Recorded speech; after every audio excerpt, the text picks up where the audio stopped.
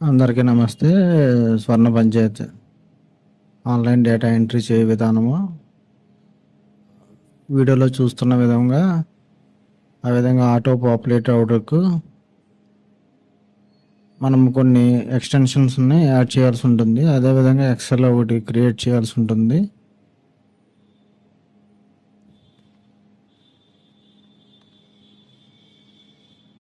Extension create చేయడం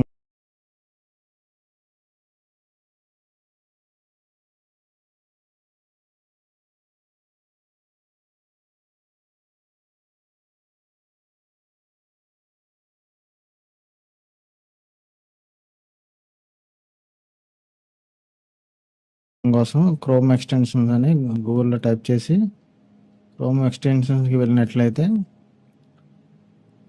దానిలో మనకి ఎక్సలెంట్ డేటా ఫిల్లర్ అని ఎక్స్టెన్షన్ ఒకటి ఉంటుంది. దాన్ని క్రోమ్కి యాడ్ చేసుకోవాలి. క్రోమ్కి యాడ్ చేసుకున్న తర్వాత అది డౌన్లోడ్ అయ్యి ఇన్స్టాల్ అయిన తర్వాత మనకి ఎక్స్టెన్షన్ అనేది ఎనేబుల్ అవ్వడం కోసం అక్కడ మనకి చూపించిన విధంగా ఎక్సలెంట్ డేటా ఫిల్లర్ మీద క్లిక్ చేసినట్టయితే ఆ ఎక్స్టెన్షన్ అనేది ఎనేబుల్ అవుతుంది. తర్వాత మన ఏదైతే మన సైట్ ఉందో స్వర్ణ పంచాయతీ దాని నుంచి మనం ఆ ఎక్స్టెన్షన్కి మనకున్న 4 ట్యాబ్స్ని పాత్స్ అనేవి క్రియేట్ చేసుకోవాలి. దానికి క్రియేట్ చేసుకోవడానికి వీడియోలో చూపించిన విధంగా వాటిపై క్లిక్ చేసినట్టయితే వాటి ఫామ్స్ ఎనేబుల్ అవుతాయి.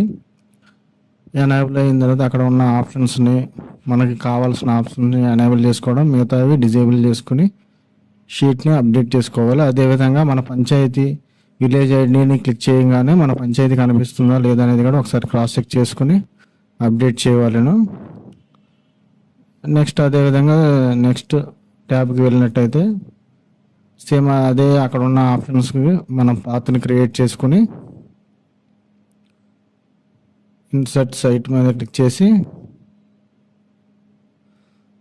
సెకండ్ పాత్ని క్రియేట్ చేసుకుని ఆ పాత్ని మనకి కావాల్సిన ఐటమ్స్ అన్నీ ఉన్నాయా లేదా, అక్కడ ఒకటి కంప్లైంట్ ఉంది చూడండి, ఆటో కంప్లీట్ అని ఒక ఎర్రర్ అనేది అక్కడ పాపులేట్ అయింది. సో దాన్ని రిమూవ్ చేసి అక్కడ ఏదైతే ఉన్నదో ఈ వీడియోలో చూపించే విధంగా ఆక్యుపేషన్ నేమ్ అని అక్కడ ఉంది కాబట్టి దాన్ని ఎడిట్ చేసుకుని అప్డేట్ చేశాను. ఈ ఫామ్ని కాపీ చేసుకుని ఫస్ట్ ఫామ్లో దీన్ని పేస్ట్ చేసుకుని అంటే 2 ఫామ్స్ ఒకే దగ్గర ఉండే విధంగా రీఅరేంజ్ చేసుకోవాలి. తర్వాత అప్డేట్ చేసుకుని నెక్స్ట్ థర్డ్ ఫామ్ కూడా సేమ్ విధంగా రైట్ క్లిక్ ఇచ్చి ఎక్స్టెండ్ డేటా ఫిల్లర్లోకి వెళ్ళి ఇన్సర్ట్ డేటా మీద క్లిక్ చేయడంతో థర్డ్ ఫామ్ అనేది ఎనేబుల్ అవుతుంది. ఆ థర్డ్ ఫామ్లో కూడా మనకు కావాల్సిన ఆప్షన్స్ ఏమేమైతే ఉన్నాయో వాటిని మాత్రమే ఉంచి డేటాని ఇస్తామో ఆ డేటాని ఇచ్చే ఆప్షన్స్ మాత్రమే కీస్ని ఎనేబుల్ చేసి మిగతావి డిజేబుల్ చేసుకుంటే చాలు. నేను చూపించిన విధంగా నా ఎక్సెల్ కోసం ఈ విధమైన కీస్ని అనేవి డిజైన్ చేసుకున్నాను. ఏవి కావాలో వాటి వరకు ఉంచుకొని మిగతావి డిజేబుల్ చేశాను. ఈ థర్డ్ ఫామ్ కూడా మనం కాపీ చేసి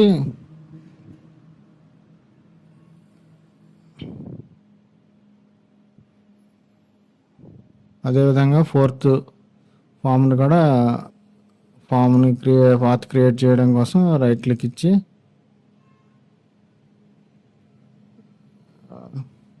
ఇన్సర్ట్ సైట్కి వెళ్తే పాత్ క్రియేట్ అవుతుంది. ఆ పాత్ని కూడా మనం కాపీ చేసుకుని అయితే నేను ఈ థర్డ్ ఫామ్ని కాపీ చేసి ఫస్ట్ దాంట్లో నేను ఇన్సర్ట్ చేయలేదు. ఇక్కడ ఒక కాపీ చేసుకుని మళ్ళీ నేను దాంట్లో తీసుకెళ్తున్నాను. తీసుకెళ్ళి ఇక్కడ పేస్ట్ చేసుకుంటాను. ఇప్పుడు 3 మా ట్యాబ్స్ అక్కడ ఉన్నాయి. సో 3వ ట్యాబ్ డిలీట్ చేసాను.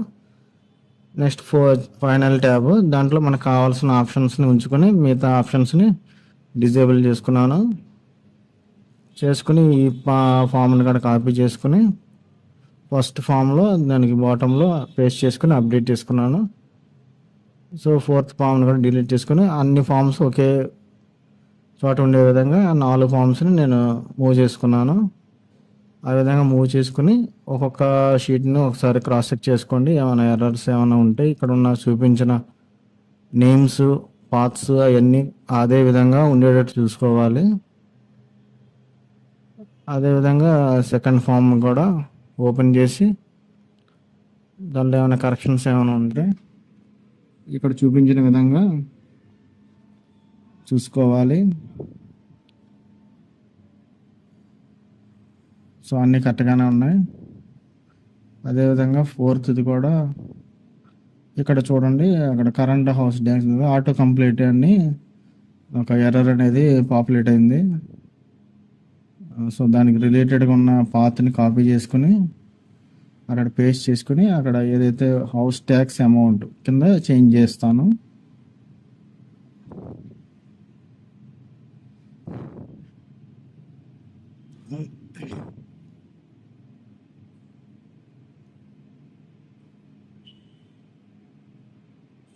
చేంజ్ చేసిన తర్వాత అప్డేట్ చేసి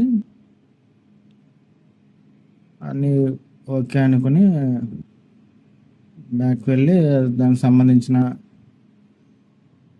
ఎక్సెల్ ఫైల్ ఇప్పుడు మనం డౌన్లోడ్ చేసుకునేటానికి దానికన్నా ముందు ఇది ఎక్స్ట్రా ఆప్షన్ అండి. ఇది అవసరమైన వాళ్ళు మాత్రమే ఎంటర్ చేసుకోండి, లేదనుకుంటే అవసరం లేదు. ఆ విధంగా ఫస్ట్ పాత్ని సేవ్ చేసుకుని కాపీని